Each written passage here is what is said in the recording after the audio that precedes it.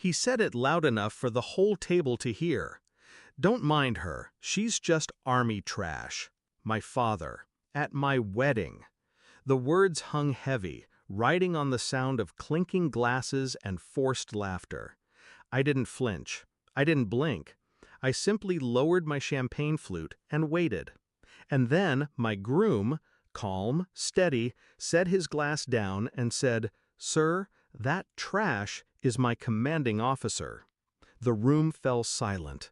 My father choked on his wine, red staining his shirt. Gasps rippled across the guests. That was the moment his empire of cruelty began to collapse. Growing up, I was his disappointment. Too stubborn, too outspoken. Too much like a son, he'd say, but never in praise. When I enlisted, he laughed. "You'll come crawling back. Girls like you don't last." When I made rank, he sneered. "Uniform or not, you're still nothing." And when I came home on leave, his favorite toast was always the same. "To my mistake of a daughter." For years, I swallowed the bitterness, telling myself duty meant silence. But silence rots you from the inside. I didn't know it then, but I was already planning. It started small, watching his patterns. How he boasted in public but begged in private. How he called me useless, yet used my name when he needed credibility in his business circles. How every insult was a thread in the rope he didn't realize he was tying around his own neck. By the time I met Michael, my groom, I knew exactly what I would do. I didn't tell Michael the full truth at first, only fragments. Enough for him to see the scars, but not the depth of the wounds. But he saw. He always saw. And when he found out who my father was, the man who mocked me, disowned me, humiliated me, Michael didn't run. He just nodded once. Then, let's give him a show he'll never forget. The wedding was the stage.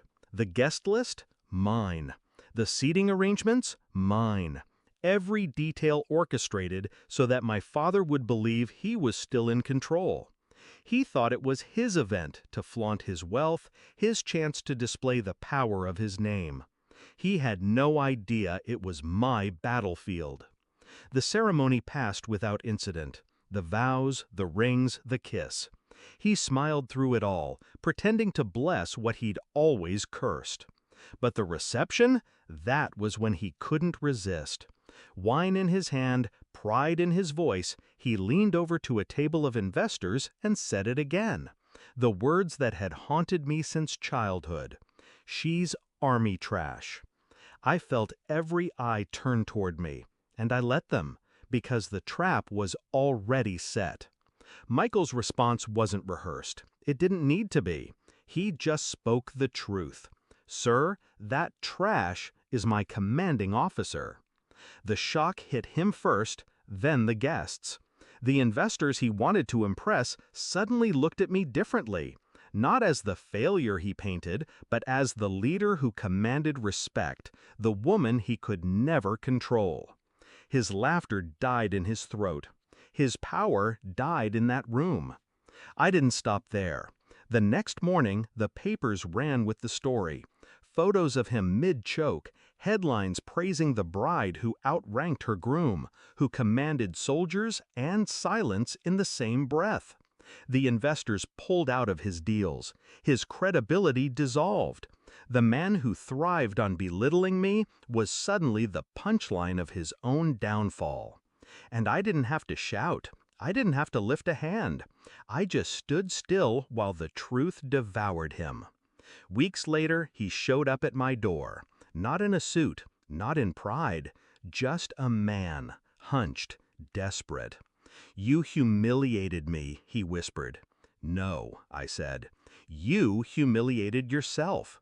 I just let the world see it. Now, when people ask me if it was worth it, if revenge tasted as sweet as they imagine, I tell them the truth. It wasn't sweet. It was clean. It was the silence after years of shouting, the calm after the storm he created in me. He called me trash. But on my wedding day, in front of everyone he sought to impress, he learned what I really was: unbreakable, unreachable, untouchable, and he'll never forget it.